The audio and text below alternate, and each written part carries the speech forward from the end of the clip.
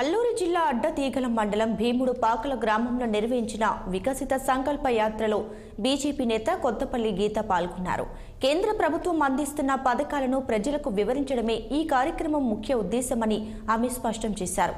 ఈ కార్యక్రమంలో బీజేపీ నాయకులు, కార్యకర్తలు అధిక సంఖ్యలో పాల్గొన్నారు.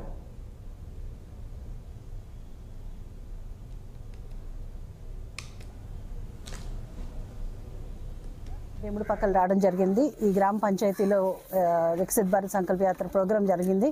దానికి మొత్తం అధికారులు వచ్చారు. అంటే మీరు అందరూ చూసారు ఎంతమంది అధికారులు వచ్చారో.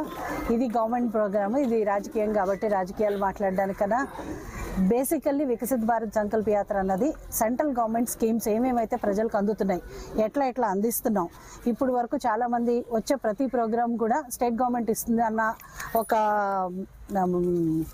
ఒక డార్క్నెస్లో పెట్టారు స్టేట్ గవర్నమెంట్. అదే కాకుండా చివరికి ప్రతిదీ కూడా అంటే 5 కేజీల రేషన్ బియ్యాన్ని నరేంద్ర మోడీ గారు ఇస్తుంది కూడా ఈరోజు మామూలు రేషన్ తోటి కలిపేసి మేమే ఇస్తున్నాం అని చెప్పుకునే పరిస్థితులు ఉన్నాయి. సో ఏదైతే ప్రోగ్రామ్స్ ఈరోజు నరేంద్ర మోడీ గారు పర్టికులర్లీ మా గిరిజన ప్రాంతంలో ప్రతి ప్రోగ్రామ్ కూడా ఈరోజు రోడ్లు వేశారంటే యాక్చువల్లీ బయట రోడ్లు చూస్తే మొన్న చూసారు మీరు, రాజమండ్రిలో రోడ్డు, గోరక్షన్పేటలో రోడ్డు భూమిలో కృంగిపోయింది.